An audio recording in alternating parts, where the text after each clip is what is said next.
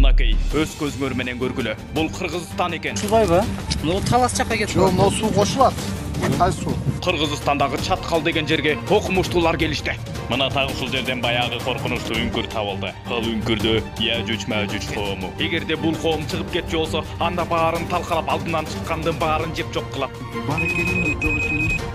Мына ушул видеолордун баарысын азыр көргөзүп беребиз. Кыяматка жакын жер астынан чыгып адамдарга кол салуучу Яжуч Мажуч коому Кыргызстанда жайгашканбы? Мына ушул иликтөөлөрдүн баарысын азыр мына дал ушул видеодо көргөзүп беребиз. Азыр булардын чыкканы там көрүнүп турган акта болушкучта. لا ليش نهرين بمعنى نهرين ممكن واديين. Өзүңөр көргөндөй, Яжуч Мажуч үңкүрү Кыргызстандан табылгандыктан атайын арабтар, окумуштуулар келишти.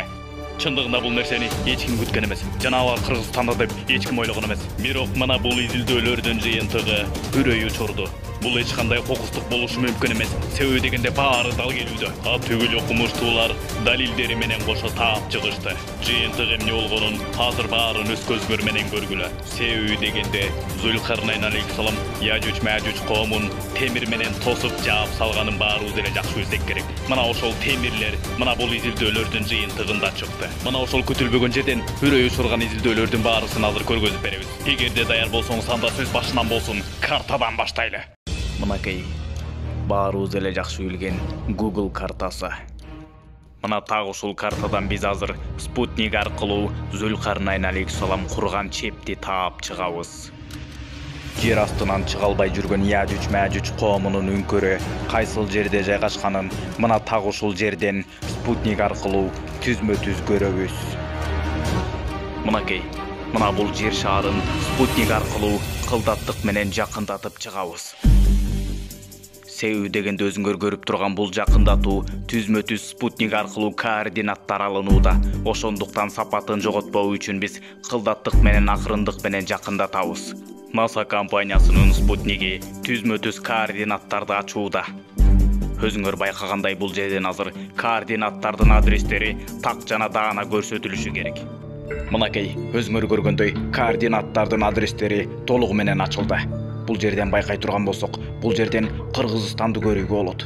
Казакстан, Тажикстан, Пакистан, Өзбекстан өлкөлөрүн дагы көрүүгө болот. Ал эми биз азыр Кыргызстан тарапка спутник аркылуу координаттарды жакындата беребиз.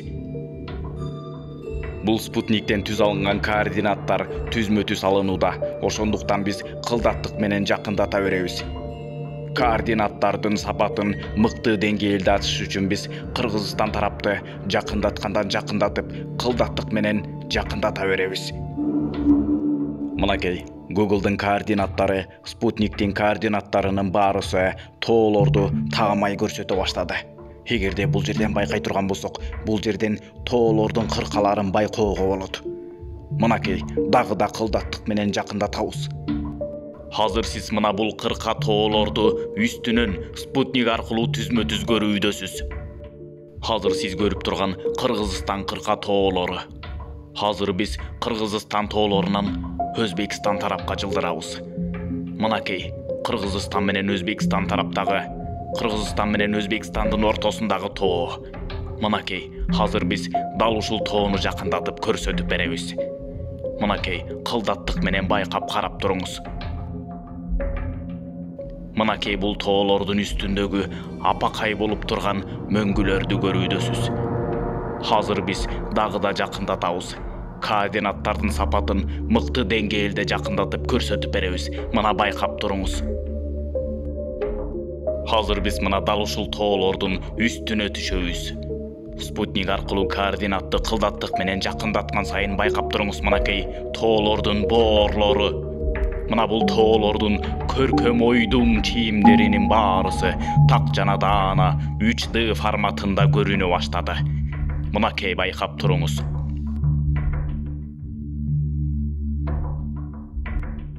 Азыр биз сизге көргөзүүчү нерсени тарс эле бат эле көргөзүп коюуну каалайт элек. Бирок биз спутникке баш ийебиз. Себеби дегенде спутниктин координаттары мына ушундай акырындык менен, кылдаттык менен жылдырууга туура келүүдө. Ошондуктан мына кылдаттык менен байкап карап туруңуз. Мына бул кырка тоолордун ойдуңдарын жакшылап карап туруңуз. Мынакей, жакындатуудабыз. Мына өзүңөр байкагандай, канчалык жакындаткан сайын ошончолук координаттардын сапаты мыкты деңгээлде ачыла баштады жана даана көрүнө баштады. Мынакей дагы да координаттар ачылды. Мынакей сиз кырка тоолордун эң үстүнөн, эң чокусунан көрүүдөсүз. Кызыктын баары мына так ушул жерден башталчудай. Себеби дегенде биз азыр Яжуч Мәжуч коому кайсыл жерде катылганын жана Зүлкарнайн алейхиссалам кайсыл жерге аларды чыгалбас кылып чеп куруп салган тоону жакындатып даана көрүүгө аракеттенебиз. Эгерде байкай албасаңыз, анда мына так ушул жерге жазабыз. Мынакей Google спутник аркылуу азыр биз мына дал ушул жерге Зүлкарнайн алейхиссалам курган чеп Яжуч Мәжучун көрө. Ал тоо кайсыл жерде жайгашканын мына дал ушул жерге латын тилинде жазабыз. Яжуч Мәжуч сөзү латын тилинде мына дал ушундай жазылат. Ягөг, Магөг.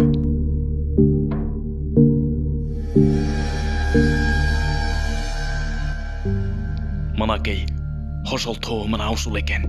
Мына карагылачы. Мынакей буга чейин эч ким ишенген эмес эле. Эми мына карагылачы. Бул эмне деген сумдук?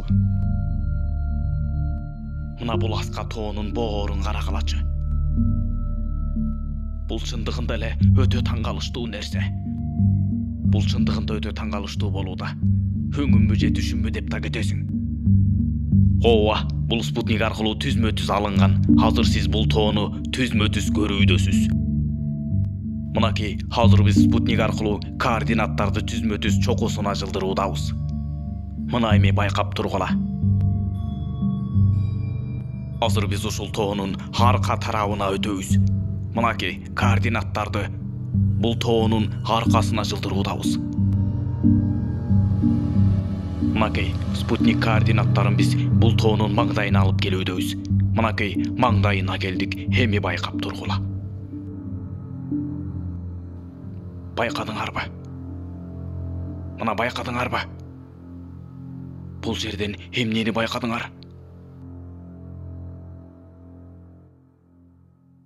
Мынакей бул жерге атайын алыстан окумуштуулар дагы келип, баарын иликтеп чыгышты. Ал эми бул вертолет аркылуу тартылган.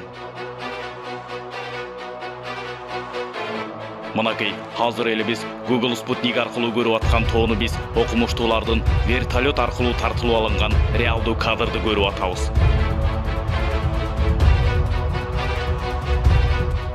Мынакей көрдүңөрбү?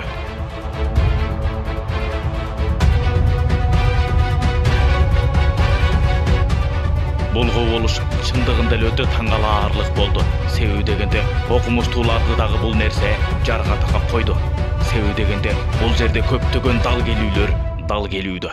حافتي ردم ذي القرنين مساويان له في الارتفاع عند الالتقاء بقمته كما قال سبحانه. Бул эч кандай фантастикалык кино эмес. Мунун баарысы өзүңөр өз көзүңөр менен көргөндөй, баардыгы чындыгында эле изилдөөлөр жүргүзүлгөндүгү. Атайын алыстан окумуштуулар Кыргызстанга келип, Зүлкарнайн алейхиссалам курган чеп мына дал ушул болушу мүмкүнбү деп тоону казып, ал жерден темирлерди табышкан иликтөөлөр. Ал эми бул тоонун бийиктиги ушунчалык бийик деңгээлде болгондуктан бул жерге вертолет менен барууга гана туура келди. Ал эми бул кашкайган бийик тоонун боорун караңыз. Бул тоонун боору кудум эле темирди эритип туруп, куюп тегиздеп салгандай. Демек Яжуч жана Мәжуч коому мына дал ушул тоонун астындабы? Баарыбыздын эле эсибизде болсо керек. Качандыр бир кезде бир коом Зүлкарнайн алейхиссаламга келип, "Эй Зүлкарнайн, ушундай бир тажаал коом бар. Алар Яжуч Мәжуч коому. Алар бизге тынчтык бербей келет. Алар ушунчалык тажаал коомдор. Алар чыга калып, качан гана бизге кол салып берет экен деп коркуп атабыз. Ошондуктан ортобузга бир тосмо тосуп бер" деп Зүлкарнайн алейхиссалам арызданып жалбарышкан кезде Зүлкарнайн алейхиссалам Аллахтын ыраазычылыгы мага жетет деп мына ушул тосмону темирлердин баарын эритип, Яжуч Мәжуч коомун чыгалбас кылып тосуп салган эле. Мына ошол Зүлкарнайн алейхиссалам курган чеп мына так ушул болушу мүмкүнбү деп окумуштуулар келип изилдеп көрүштү. Эң эле таң калыштуусу бул тоонун боору болду. Бул тоонун боору ушунчалык тегиздиги аларды таң калтырды. Кудум эле атайлап тегиздеп жасап койгондой. Алар бул тоого келип коноор замат алардын суроолору түгөнбөй калды. Себеби дегенде кантип эле тоолор мына дал ушундай өзүнөн өзү кудум эле жасап койгон сыяктуу бети тегиз болуп калсын деп суроолоруна жооп таппай жарга такалышты. Ал дагы эч нерсе эмес. Окумуштуулардын үрөйүн учурган мына бул тоонун боору. Мына бул тоонун боорундагы тегиздикти караңыз. Мына ушул тегиздик таштан же топурактан эмес, темирден болуп чыкты.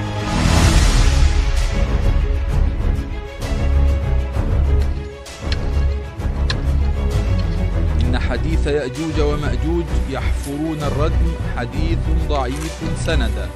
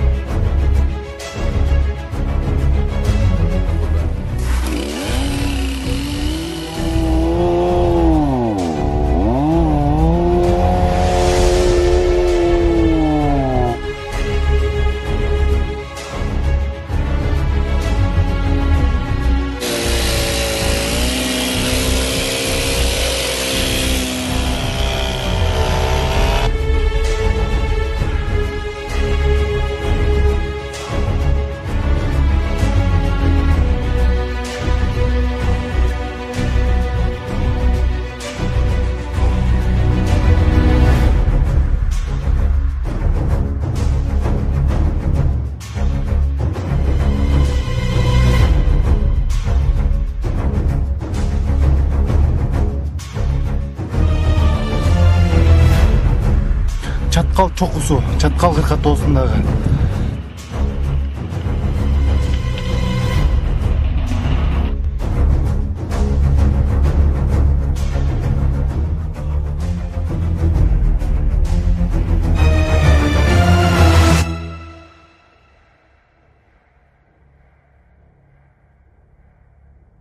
Урматтуу Москва шаарындагы мекендештер, документ жана регистрация жасатууда сак болуңуздар.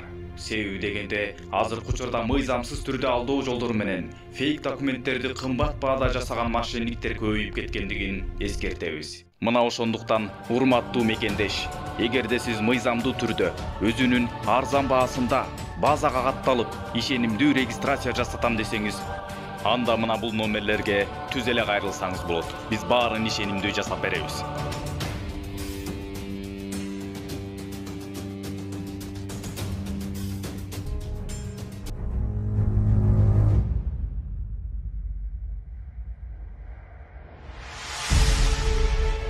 Мынакей, акырында окумуштуулар мына бул өзүңөр көрүп тургандай тоонун боорундагы кар муузду.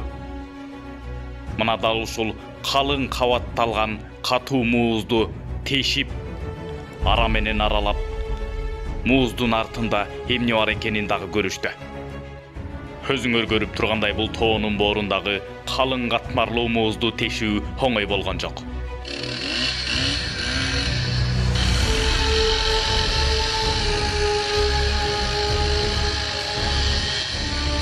Кур'ан аяттарында жана хадистерде айтылгандай, Зүлкарнайн алейхиссалам курган чеп темир менен курулгандыгын баарыбыз эле жакшы билсек керек.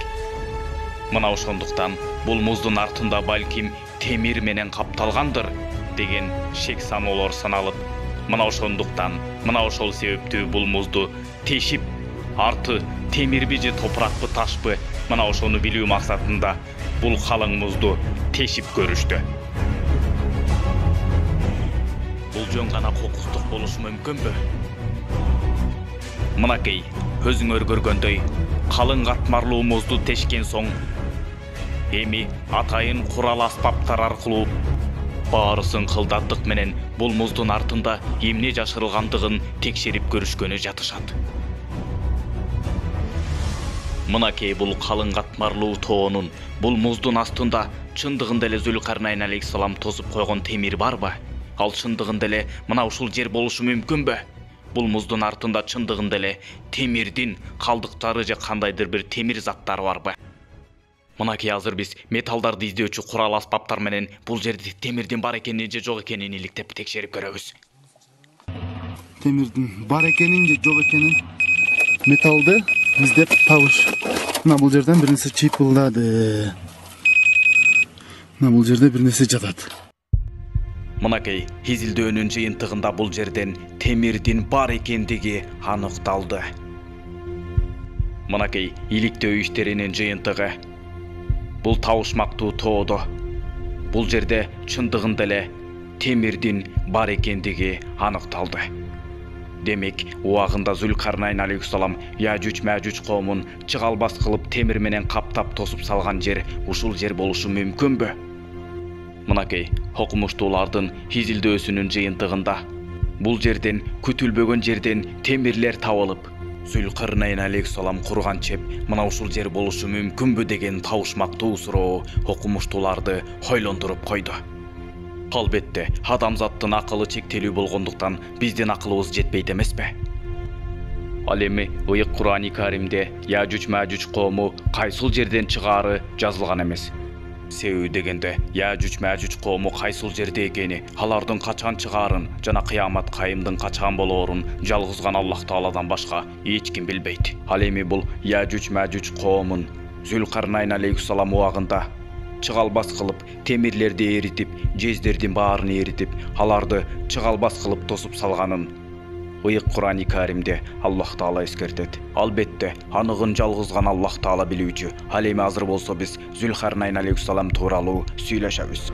Азирети Зулкарнайн алейхиссалам Аллахтын жалгыздыгын жар сала дүйнөнүн булуң бурчуна чыгыштан батышка карай жүрүштөрдү жасаган. Ал кайсыл гана коомго кирип барбасын, кандай гана элге дуушар болбосун, алдынан чыккан караңгы калкка Аллахтын жалгыздыгын жар салып, өзүнүн адилеттүүлүгү менен ийкемдүү тилде гана адашкандарга туура жол көрсөтүп коёр эле. Күндөрдүн биринде Зулкарнайн чыгыштан батышка карай жасаган жүрүшүнөн келаткан маалда түштүк тараптагы эки тоонун ортосуна жетип келген кезде сүйлөгөндү жакшы билбеген бир коомду тапты. Мына ушул Зулкарнайн жолуктурган сүйлөгөндү жакшы билбеген коом кайсыл коом экени таптакыр белгисиз. Себеби дегенде ыйык Кур'ани Каримде дагы бул коом тууралуу так жана даана маалымат айтылган эмес. Ошондуктан алар кайсыл коом экени табышмак. Жана жалгыз гана Аллахтан башка эч ким билбейт. Ал эми бул тууралуу ыйык Кур'ани Каримде мындайча жазылган. Ал эки тоонун ортосуна жетип келгенде бир да сөздү түшүнбөй турган коомду учуратты. Мына ушул эл Азия эли болушу мүмкүн. Болжол менен түрктөр, же өзбектер, же тажиктер, же казактар, же кыргыздар болушу мүмкүн. Ал эми бул өзүнүн тилдери менен айырмаланган, бир дагы сөзгө түшүнбөгөн коом кайсыл коом болуш экендиги окумуштуулардын изилдөөсү боюнча, азыркы изилдөөлөр боюнча бул жер, бул эл Кыргызстан, кыргыз эли болушу мүмкүн деген тыянактар чыгарылды. Мына так ушул таң калыштуу тыянактар тууралуу ушул видеодо көрсөтүп беребиз. Ошондуктан аягына чейин көрө туруңуз. Ал эми биз видеону мындан ары уланталы.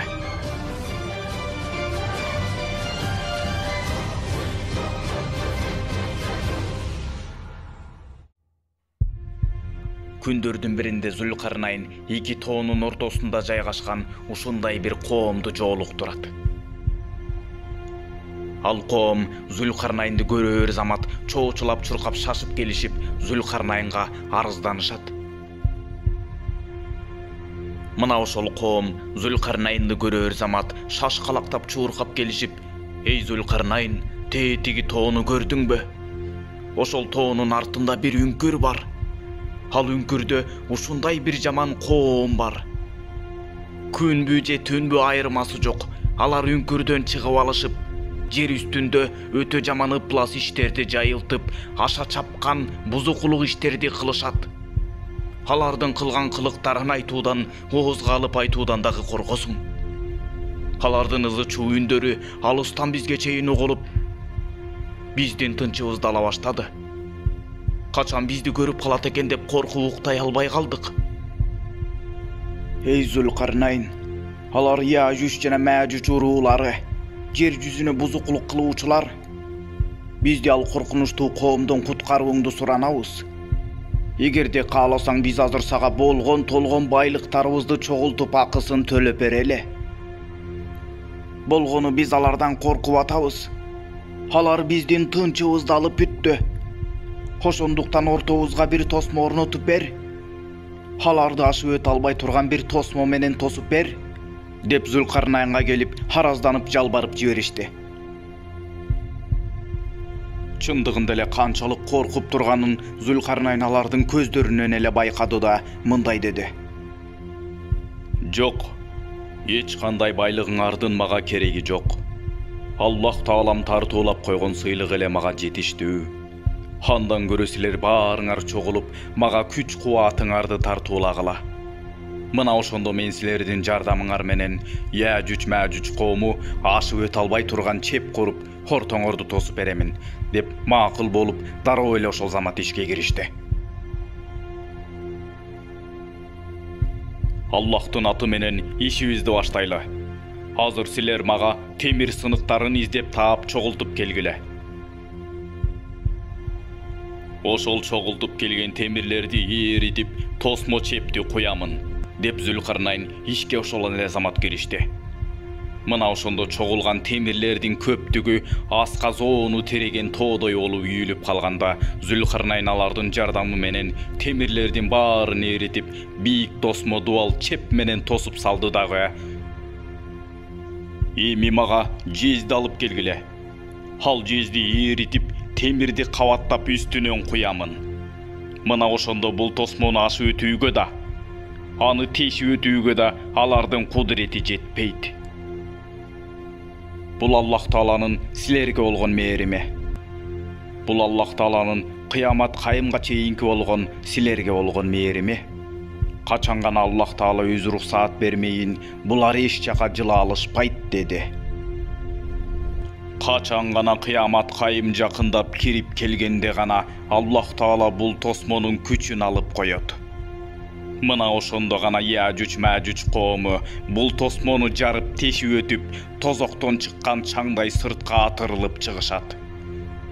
Бул тууралуу ыйык Кур'ани Каримде дагы камтылган. Акырында Яжуж жана Мажуж коому алардын чеби ачылып, алар ар бир дөбөдөн чабуул коюп, каптап кирген кезде чыныгы убада кылынган кыямат жакындаган болот. Ишенбегендердин көздөрү алайып, эхаттиң биз мындайдан таптакыр кабарсыз элек. Жок, биз өз жаныбызга жабыр кылуучу болдук, дешет. Анбия сүрөсү 96-аят. Ал эми кээ бир рываяттарга караганда Яжуж жана Мажуж экөө тең тажал эл болушат. Яжуж өзүнчө коом, ал эми Мажуж өзүнчө коом. Бирок алар чогуу болушат. Алардын беттери жалпагай, көздөрү жүлжүгүй, кодо бойлуу кичине болушат. Кулактары шалпайган, алардын саны өтө көп болот. Кыямат жакындап калганда жер жүзүн кара чымындай каптап, тездик менен көбөйүшөт. Адам ата менен о энеден миллиарддаган инсандар 100 миңдеген жылдар бою акырындык менен көбөйгөн болсо дагы, булар өтө тез арада төрөлүп, өтө тездик менен көбөйүшөт. Учуру келгенде Zulkarnayn тоскон тосмо кулайт дагы, бул коом ааламды каптайт. Канчалык каптаганы менен ыйык Кааба тарапка жолой алышпайт. Медина жана Куттуу Кудус аймагына кире алышпайт. Ушул ыйык саналган 3 аймактан башка баардык жерди каптап өтүшөт. Кирген жерде колуна урунган нерсени жеп, курутуп, ойронун чыгарып илгерилей беришет. Чегиртке сыңаары чөйрөгө оор зыянын тийгизишет. Качан гана алар үңкүрдү тосуп турган тосмону жарып чыгышкан кезде, алар ушунчалык тездик менен көбөйүп кетишет. Болжол менен бүткүл адам санынан да 10 эсеге көбөйүп кетишет. Кээ бир маалыматтарда алар чыгышкан кезде алдынан чыккандын баарын кыйратып, жада калса тирүүлөй жеп кете беришет. жер үстүндөгү болгон толгон суулардын баарын тез эле какшатып ичип какыратып салышат. Алар нечендеген суулардын баарын ичип какыратып жүрүп, жер үстүндөгү эң чоң сууга келишкен кезде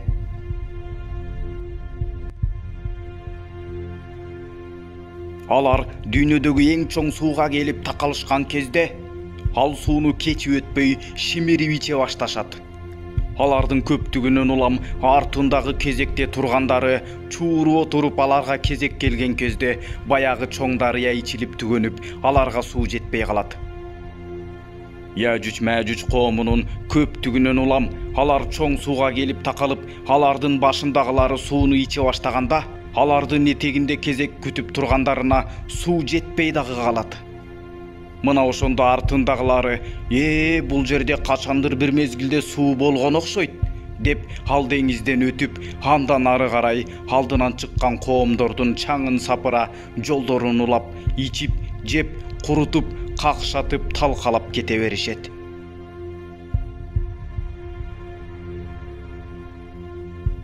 Бул туурасында сүйүктүү пайгамбарыбыз Мухаммад саллаллаху алейхи вассаламдын дагы айтканы бар. Бир күнү сүйүктүү пайгамбарыбыз Мухаммад саллаллаху алейхи вассалам уйкудан чоочу ойгонуп, жүзү кызарган абалда турду дагы мындай деп айтты: Үммөттөрүмө кыйын болду. Жамандык жакындап келатат. Баягы жер астында катылып жаткан Яжуч Мәжуч коому алар тосулган тосмону тешип жыртып отуруп, ал тосмо тешилип отуруп, анын ачылаарына мына ушунчалык эле калыптыр деп сөөмөйү менен бармагын жакын кылып көргөздү. Ошондо бул кабарды угуп отурган сахабалардын бири коркуп кетип: "Я Расулуллах, ошондо биздин арабызда дагы ыймандуу адамдар болсо дагы, арабызда жакшы адамдар болсо дагы ал тешик ачылабы? Ошондо дагы Яжуч Мәжуч коому чыгып кетеби?" деп сураганда, сүйүктүү пайгамбарыбыз Мухаммад саллаллаху алейхи вассалам айтты: "Эгерде коом арасында бузукулук көбөйсө", деди. Мына карагылачы. Ушул күнгө чейин жер астынан чыга албай келаткан Яжуч Мәжуч коому чыгаарына аз эле калганын канчалаган кылымдар мурда эле сүйүктүү пайгамбарыбыз чоочулап эскертип кеткен турбайбы? Мына ошол кезде эле сүйүктүү пайгамбарыбыз Мухаммад саллаллаху алейхи вассалам билген турбайбы? Мына ошол кезде эле сүйүктүү пайгамбарыбыз түшүнөн чоочу ойгонуп, чоочулап, алардын чыгаарына ушунчалык эле аз калыптыр деп бармагы менен сөөмөйүн жапжакын кылып көргөзгөн турбайбы? Ошончолук аз калганын уккан сахабалардын өңдөрү кубарып, коркуп кеткендиктен: "Я Расулаллах, дүйнөдө жакшы адамдар бар болсо дагы Яжуч Мәжуч коому тосмону тешип чыгып кете алабы?" деп сураганда, сүйүктүү пайгамбарыбыз: "Эгерде дүйнөдө бузукулук иштер көбөйө баштаса, ал тосулган тосмо ачылат. Мына ошондо гана алар чыгышат" дегендей жооп берген турбайбы? Яжуч жана Мәжучтун жер бетинде кылган зордук зомбулугу жана бузукулугу жайылып, жер бетинде болгон толгон суулардын баарын ичип, болгон толгон жашылча жемиштердин баарын жеп, жада калса адамдардын укум-тукумдарына чейин жок кылып жиберишкенден кийин Иса пайгамбар жана анын жанындагылар Аллах Таалага дуа кылышат. Бул кезде Иса пайгамбар жерге түшүп калган болот. Иса пайгамбар демекчи, бул кезде кыямат кайымдын чоң белгилеринин көбү башталып калган болот. Ал кезде Иса пайгамбар дагы жерге түшүрүлүп калган болот. Мына ошондо Иса пайгамбар жана анын жанындагылар Аллах Таалага дуа кылышат.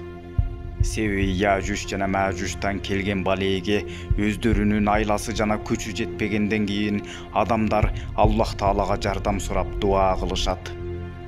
Яжуч Мәжуч коомунун көрсөткөн азабынан жабыркаган элдердин баарысы Иса пайгамбар менен чогуу Аллах Таалага жалбарып дуа кылышкан кезде Аллах Таала алардын дуасын кабыл кылып, Яжуч Мәжуч коомун жок кылуу үчүн болгону кичинекей курттарды жөнөтөт. Мына ошондо Аллах Таала курттарды жөнөткөн кезде ал курттар Яжуч Мәжуч коомунун денелерин тешкиле өлтүрүп, алардын өлүгү үйүлүп кеткендиктен биринин үстүнө бири чыгып, чегиртке сымал кырылып үйүлүп өлүшөт. Жараткан Аллах Тааланын жөнөткөн бул курттары бүткүл Яжуч Мәжуч коомун бир эле күндө денелерин тешкилей талап өлтүрөт.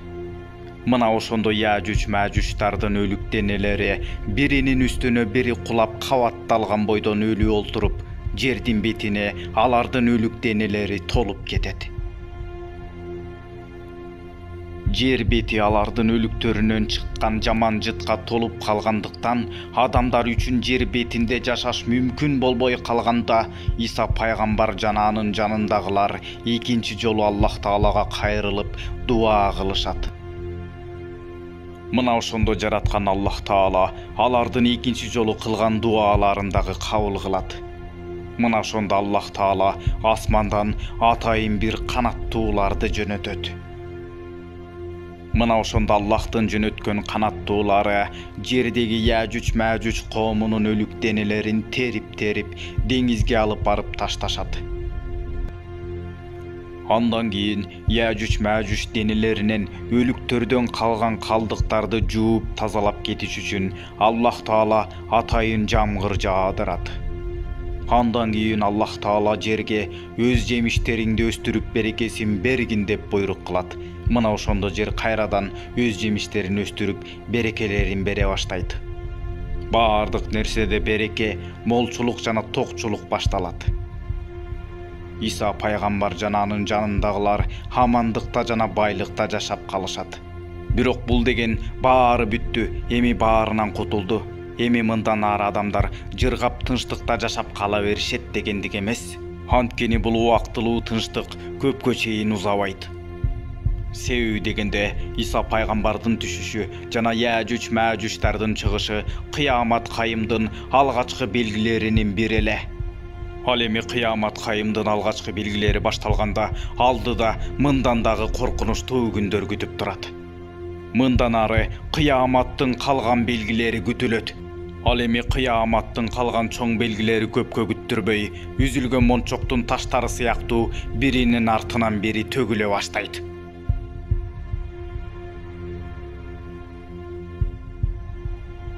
Аллахтын ардактуу элчиси Мухаммад саллаллаху алейхи вассалам айтты: "Силер мына 10 нерсени көрмөйүнчө кыямат кайым болбойт." Биринчиси, Hazreti Mahdi келет. Ал Махдинин төбөсүндө ар дайым бир булут калкып жүрөт. Ал булуттан бир периште "Бул Махди, анын сөзүнө кулак салгыла" деп айтат. Экинчиси, өзүн Кудай санаган Даджал чыгат. Сүйүктүү пайгамбарыбыз Мухаммад саллаллаху алейхи вассалам айтты: "Чындыгында Даджал чыгыштагы Хорасан деген жерден чыгат. Даджал Шам менен Ирактын арасындагы таштактуу жерден чыгат. Аныгын Аллах гана билүүчү. Даджалдын бир көзү куруп калган жүзүм сыяктуу болот. Анын чекесинде кафыр деген жазуу болот. Ал жазууну тамга тааныбаган адамдар дагы айырмалап билип турушат. Үчүнчүсү, Hazreti Isa алейхиссалам жерге түшөт. Албетте ал кыяматтын жакындаганын көрсөткөн чоң бир белги. Буга күмөн саноодон сактангыла. Төртүнчүсү, жер түбүнөн Dabbatulard деген белгисиз бир жандык чыгат. Биз аларга жазалай турган мезгил жеткен кезде жер алдынан бир жаныбар чыгарабыз. Ал жаныбар аларга биздин аяттарыбызга ишенбеген адамдар жөнүндө айтып берет. Бешинчиси, жер астында чыга албай жүргөн Яжуч Мәжуч коому жер үстүнө атырылып чыгат. Яжуч Мәжуч ар бир дөбөдөн агылып келгенге чейин убада кылынган чындык жакын келет. Капырлардын көздөрү алайып, "О, куруп калалык. Биз мындан капарсыз жана залым болгон экенбиз" дешет. 6. Дүйнө жүзүн түтүн каптайт. Алар шектенип, оюн күлкү кылышууда. Асман айкын түтүн менен келген күндү күтүп тур. Ал адамдарды каптап калат. Бул оорутуучу жаза. Бул каптаган түтүндүн таасири мусулмандарга оору сыяктуу жеңил болот. Ал эми капырларга өтө коркунучтуу оор тиет. 7. Күн батыштан чыгат. Күн батыштан чыкмайынча кыямат кайым болбойт. Ал кезде баардык адамдар ыйман келтирип жиберишет. Бирок алардын кечигип кылган тооболору эч кандай пайда бербейт. 8. Ушундай бир чоң өрт чыгат. Йемен тараптан, Аден жазыгынын эң шалгайынан бир от чыгат. Ал от баардык жерди жагып отуруп, адамдарды махшарга чейин алып барат. Бул отко эч ким туруштук бере албайт. Ал от күндөн күнгө барган сайын алоолонуп, адамдарды махшарга чейин алып барат. Бул түшүнүк оттун канчалык оор болот экендигин чагылдырат. 9. Жер чөгөт. Сүйүктүү пайгамбарыбыз Мухаммад саллаллаху алейхи вассалам кыямат кайым жакындаган кезде 3 жерден жердин чөгүүсү болот экендигин айта кеткен. Ал эми Муслимде мындайча айтылат: силер кыяматтын 10 белгисин көрмөйүнчө кыямат кайым болбойт. Анын үчөөсү чыгыш менен батышта жана жазиратул арабта жердин чөгүүсү болот. Дагы бир хадисте сүйүктүү пайгамбарыбыз Мухаммад саллаллаху алейхи вассалам: мен өмүрдөн өткөндөн кийин 3 жерде жердин чөгүүсү болот. Биринчиси чыгышта, экинчиси батышта, ал эми үчүнчүсү Араб жазирасында деп айтты. Ошол кезде сахабалардын бири: эй Аллахнын элчиси, жер бетинде жакшы адамдар болсо дагы жер чөгөбү деп сурады. Ошондо пайгамбарыбыз саллаллаху алейхи вассалам жооп берди: жердин бетинде адамдардын көпчүлүгү бузулган кезде жер чөгөт деп жооп берди. 10. Ыйык Кааба кулатылат. Хадис шарифтердин биринде кара түстүү адам Каабаны кулатат. Дал азыр ошол кара колдору менен Каабанын таштарын кандай кулатып аткандыгын көз алдымда көрүп турамын.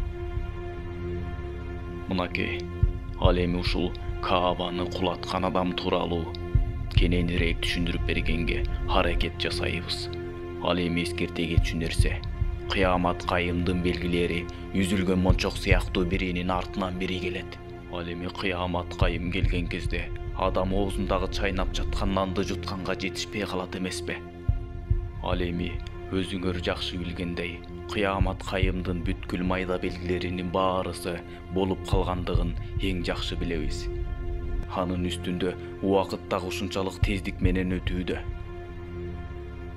Жараткан Аллах Таала ыйык Кур'анда өз сөзүндө айтат эмеспи? Эскерткин, эскертүү момундарга, акыл эстүүлөргө пайда берет деген.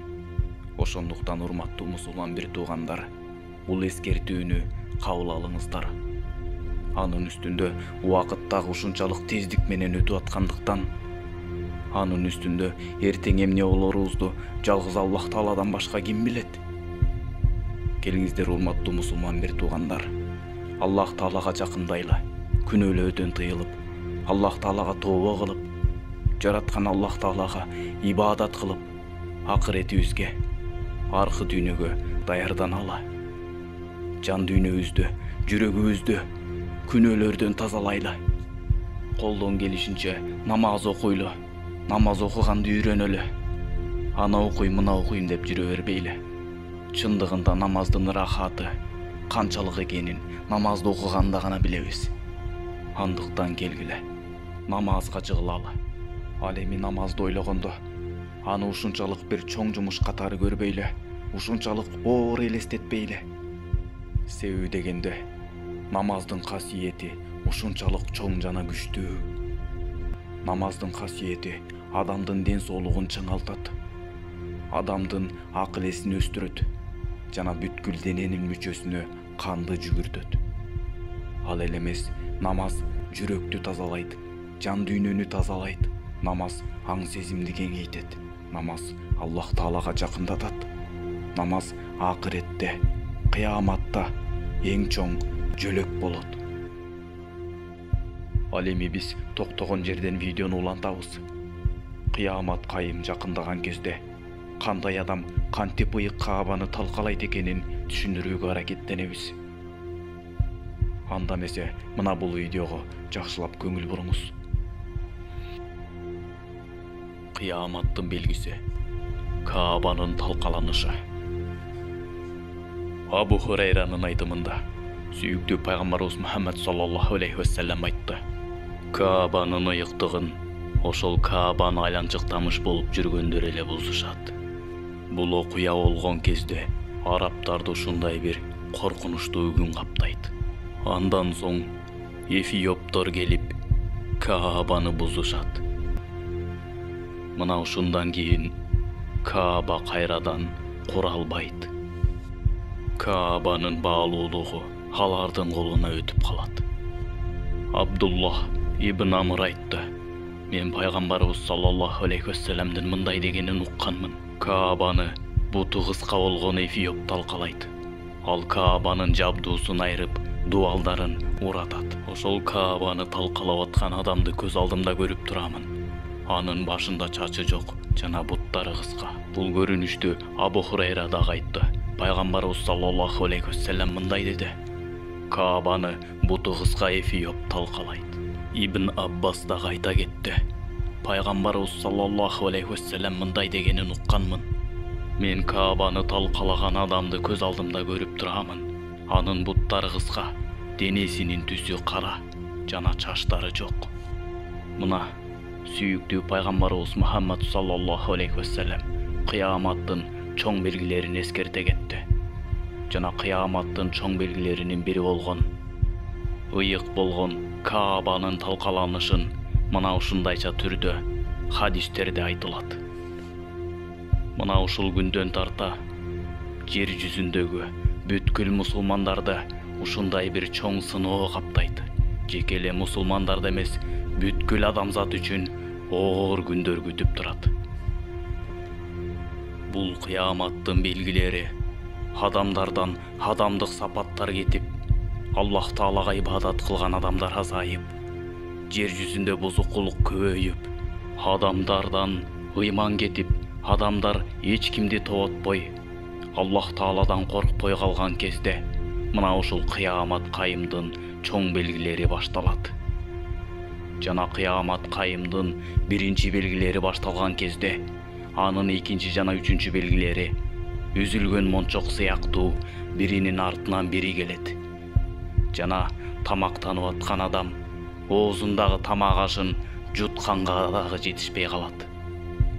Адамдар адамдык сапаатын жоготуп, Аллах Тааланын ачуусун келтирет.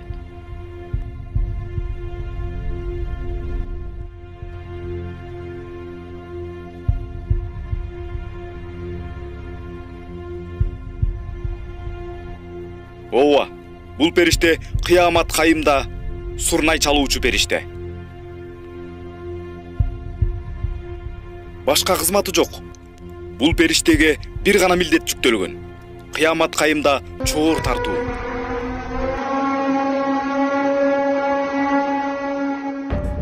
Ассаламу алейкум, урматтуу Шумдук ТВ каналыбыздын көрүүчүлөрү.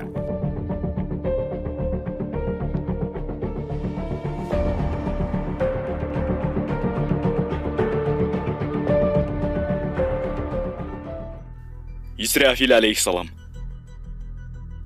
Бул периштени Аллах Таала кыямат кайымда сурнай чалуу үчүн гана жараткан. Бул периштеге бир гана милдет жүктөлгөн. Кыямат кайымда чоор тартуу.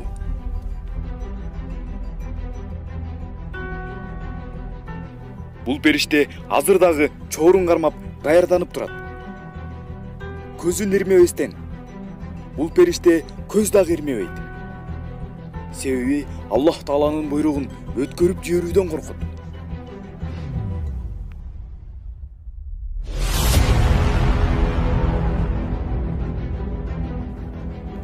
Ал эми бул периште тууралуу сүйүктүү пайгамбарыбыз Мухаммад саллаллаху алейхи ва саллям эмне деген?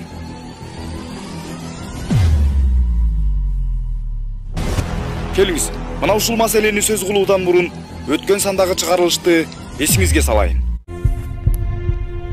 Качан чоорду тарткан кезде бардык аалам кыйроого учурайт. Ал чоордун үнү ушунчалык катуу жана ачуу.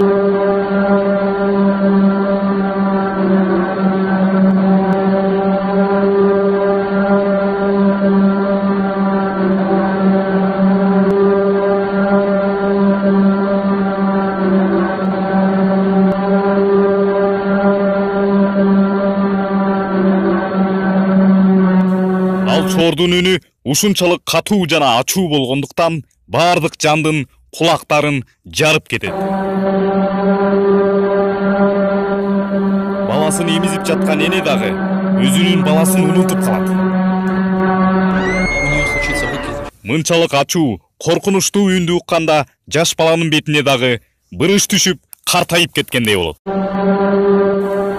Ал үн ушунчалык коркунучтуу, ал үндү биз азыр элестете албайбыз.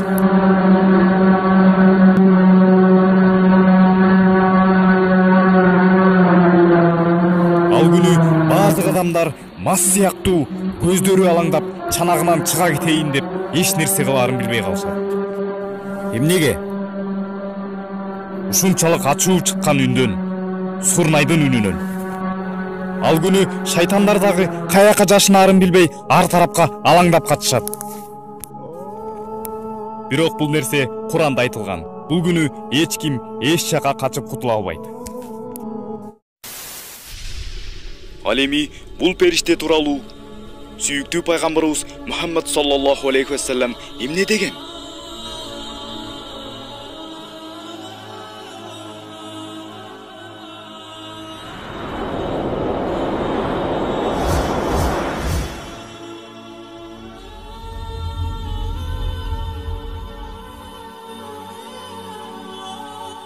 Жараткан Аллах Таала сүйүктүү пайгамбарыбыз Мухаммад саллаллаху алейхи ва салламды асман кабаттарына миражга көтөргөн кезде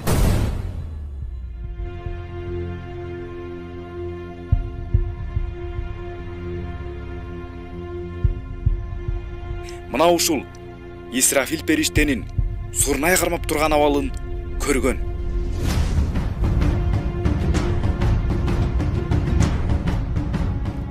Ал периштени көргөн сүйүктүү пайгамбарыбыздын жүзү корккондуктан кубара түштү. Себеби ал периштенин абалы ушунчалык коркунучтуу абалда эле.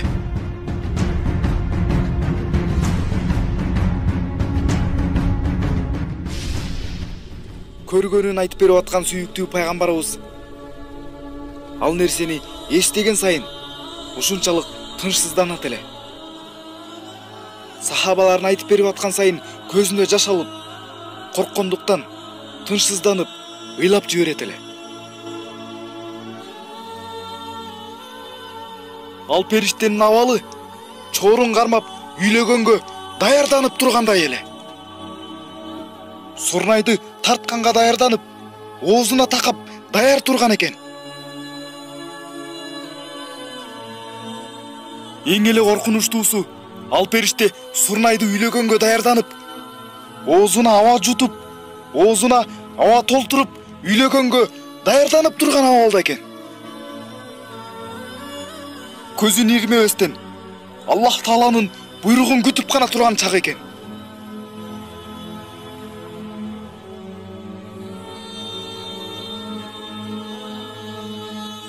Бул периштенин абалын көрөр замат сүйүктүү пайгамбарыбыз намаздан турбай калды. Буттары шишигенче көзүнөн жаш токтобой. Намаз окуп атты. Бул абалын көргөн жубайы, "Болду эми, жаныңды жай алдырсаң боло" деди. Сүйүктүү пайгамбарыбыз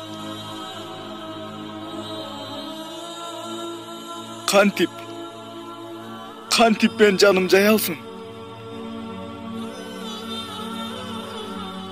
Исрафил периштенин абалы көзүн ирмебестен оозуна аба толтуруп сурнайды чалууга ушунчалык даярданып турган абалда болсо, кыямат кайым ушунчалык жакынбы? Кантип мен жаным жай алсын.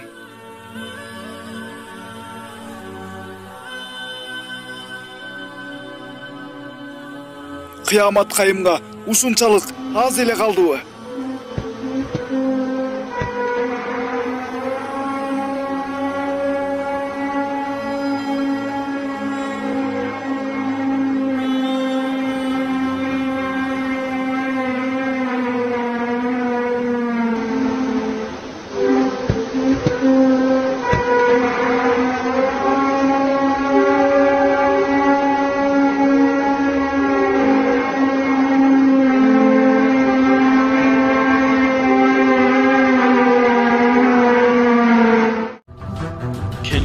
Адамзат, ким болсок да ойлонолу, ойгонолу, Аллах Тааладан корколу.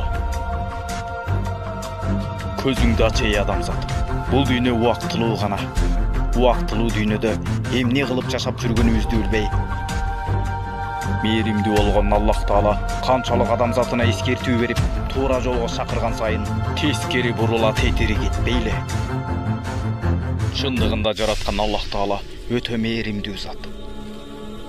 Аллах Тааланын мээримин биз качан гана Аллах Таалага жакындаган кезде гана көрөбүз. Качан гана Аллах Таалага жакындаган кезде гана бактылуулуктун даамын сезебиз. Качан гана Аллах Таалага жакындап, намазга турганда гана чыныгы бактылуулуктун маңызын сезебиз. Мына ошондо гана биз эки дүйнө бактылуу боло алабыз.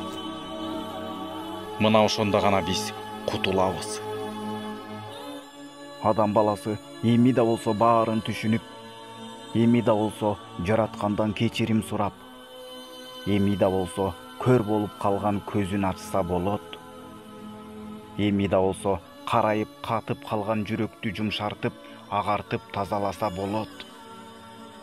Качан гана жүрөк жумшарып тазаланган кезде, качан гана жүрөк тазаланып бейпилдик тапкан кезде көздөрдөн жаш чыгат. Качан гана көкүрөк тазарган кезде көздөрдөн мөлтүрөгөн тамчы жаштар агат. Ушунчалык жеңилдеп жаңы төрөлгөн баладай жагымдуу сезимдер келе баштаганда, бактылуулуктун сезимин сезип көздөрдөн жаш агат. Мен билбептирмин, көрсө ушундай экен да деп Аллах Тааладан кечирим сураган сайын, ан сайын Аллах Таала ал адамдын жүрөгүн ачат. Канчалык жаратканына жакындаган сайын Аллах Таала ал адамдын илимин кеңейтет. Канчалык арууланып тазара берген сайын Аллах Таала ал адамдын көзүндөгү кара парданы чечип көзүн ачат. Мына ошондо гана адам баласы чыныгы акыйкаттарды көрө баштайт. Аллах Таала ал адамга ак менен караны ажырата билген сезимдерди тартуулайт. Аллах Таала ошол үчүн өз эркибизге койгон. Качан гана адам өз эрки менен оңоло баштаганда, өз эрки менен Аллахына жакындай баштаганда гана Аллах Таала назарын сала баштайт ал адамга. Мына ошондо гана ал адамга Аллах Таала көңүлүн бурат. Качан биз намазга турган кезде, адам баласы намазын окуган кезде, ал адамдын даражасын бийик көтөрөт Аллах Таала. Аллахтын алдында көптөгөн периштелердин арасында сыйга татыктуу инсанга айлана баштайт адам. Адам намаз окуганда ал адамга кадыр барк берилип, жүзү нурданат. Жүрөгү дагы ушунчалык тазара баштагандыктан ал адамга Аллах сезе билүү жөнүндө мүмкүнчүлүк өтөт. Аллах тартуулаган сезим менен адам бүткүл аламдын жаралуу сырларын аңдай баштайт. Аллах ан сайын анын аң сезимин тазартып, адамдык сапаттарын күчөтө берет. Мындай адамдык касиеттер менен адам баласы бул жалган сыноо жашоодон Аллах Тааланын мээримине бөлөнүп өтөт. Аллах Таала ал адамды ушунчалык кадырлап, барктап, өз мээримине алат. Адам убактылуу сыноо жашоодон кечип, Аллах Тааланы таанып, ага жакындаган үчүн Аллах Таала ал адамды сураганын берет. Ар бир каалоо тилегин угуп турат жана аны орундатат. Жана өз периштелерине мактана. Мына карагылачы, мен ушул адамды жараттым эле. Өзүм жараттым эле деп сыймыктанат Аллах Таала ошол адам менен. Бул адам менин сыноомон өтүп жатат. Бул адам үчүн менин чексиз сыйлыгым бар. Бул адам үчүн менин түбөлүктүү бейишим бар. Бул адамды мен түбөлүктүү сыйлаймын. Бул адам менин сыйма татыктуу адам деп Аллах Таала ушунчалык ыраазы болот ал адамга. Намаз окуган сайын, намаз окуган адам сурак күнүнөн оңой өтөт. Намаз окуган адам кабырга барганда анын кабыры жарык нурдуу болот. Кыямат кайым күнүндө коркунучтуу азаптуу күндөрдү көрбөйт. Себеби кыяматта ал адам Аллах Тааланын көлөкөсүндө болот. Андан кийин ал адам түбөлүктүү бейишке кирет. Бейиш бул түбөлүктүү рахат жашоосу. Бейиш чыныгы жашоо, ал жакта сыноо жок. Ал бейиште кайгы, капачылык, өкүнүч деген жок. Ал бейиш бул дүйнөгө таптакыр окшош эмес. Ал жакта бир гана жыргал жашоо. Каалаганыңды ичип жеп рахаттанып, картайбай, өлбөй, ошол бойдон түбөлүктүү кала турган жашоо бейиш. Бейиштин канчалык кооз экендигин, канчалык рахаттуу жай экендигин элестетүүгө мүмкүн эмес. Аны элестетүүгө биздин акылыбыз жетпейт. Аллах Таала өзү убада берет. Бейишке кирген ар бир адам бейишти кыдырып бүтө албайт. Мына ошондуктан, о мусулман бир тууганым, ушуну дагы билбей өтүп кетсек эмне болот эле? Аллах Таала бооркер, кечиримдүү зат. Эгерде жүрөгүбүз согуп турган болсо, эгерде азырдагы жүрөгүбүз согуп турган болсо, анда эч убакта кеч эмес. Эч убакта тообо эшиктери кеч эмес. Тообо эшиктери ачык. Сүйүктүү пайгамбарыбыз Мухаммад саллаллаху алейхи вассалам айтат. Аллах Тааладан кечирим суроо, Аллах Таалага жакындоо, Аллахтын тообо эшиктери мына бул эки учурда жабылып калат. Мына ошондо гана кеч болуп калат. Анын бири качан күн батыштан чыгып, кыямат кайым күнү башталган кезде. Экинчиси качан гана адамдын жаны оозуна тыгылып, жаны чыгаарда. Мына ушул эки учурда кылган аракет эч качан кабыл болбойт. Бул учурда баары кеч болуп калат. Себеби дегенде ушул күнгө чейин убакыт берилген.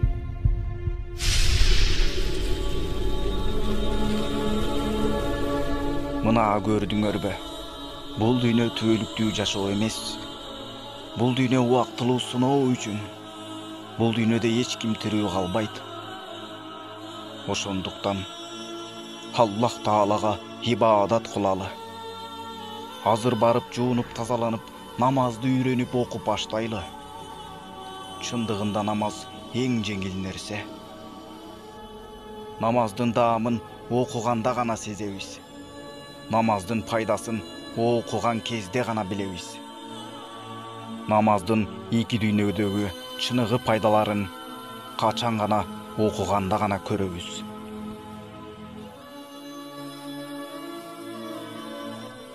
Бардык нерсенин башталышы кыйындай сезилет. Бирок качан гана кылып көргөндө ушунчалык оңой экендигин көрөбүз.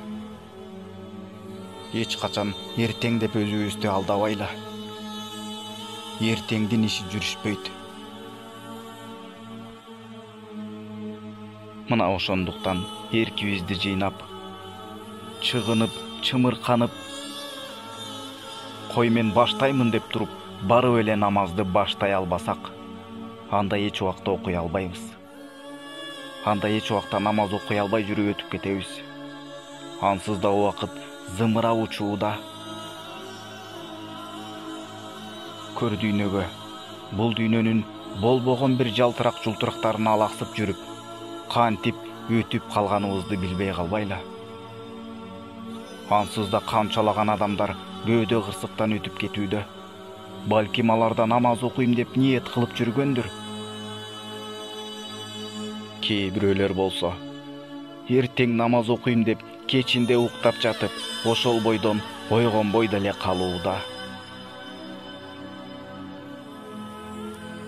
Себеби бул дүйнөдө эч кимге жана эч нерсеге кепилдик жок. Бул дүйнө жалган жашоо. Бул дүйнө сыноо жашоо. Жашоонун максатын, адамдын жаралуу максатын Аллах Таала өзү Куранда айтат. Мен жиндерди жана адамдарды өзүмө ибадат кылуулары үчүн гана жараттым, деп Аллах Таала ыйык Курани Каримде эскертет. Мен алардан кандайдыр бир пайда көрөйүн деп жараткан жокмун. Акыйкатта пайда берүүчү бир гана Аллах. Аллах бүткүл бар нерсени жараткан. Аллах жаратуучу, Аллах ырыскы берүүчү. Ошондуктан келгиле, намаз баштай албай жүргөн болсок, анда намазды азыр баштайлы. Эч нерседен коркпойлу. Керек болсо, кызыгып болсо дагы, жөн гана окуп көрсөк дагы эч кандай күнөө болбойт. Себеби дегенде, адам намаз окуганга аракеттенип, кызыгып жатса, намаз окугусу келип, намазды үйрөнүп аткан кезде ката кетирсе, андан эч нерсе болбойт. Тескерисинче, намаз окуйын деп кызыгып, аракеттенип аткан үчүн Аллах Таала сүйүнөт. Ушул пендем намаз окугус келип, аракеттенип атат деп сүйүнөт Аллах Таала тескерисинче. Ал эми адам качан гана намаз окуп баштаганда гана анын аң сезими ачылат. Анын жүрөктөрү тазарат. Анын акылына акыл кошулат. Анын көздөрү ачылат. Анын жүрөгүнүн түпкөрү ачылат. Анын сезим туюмдары күчөйт. Ал адамдын жан жүрөгү, жан дили толугу менен тазарат. Мына ошондо гана ал адамдын даражасын Аллах Таала бийик көтөрөт.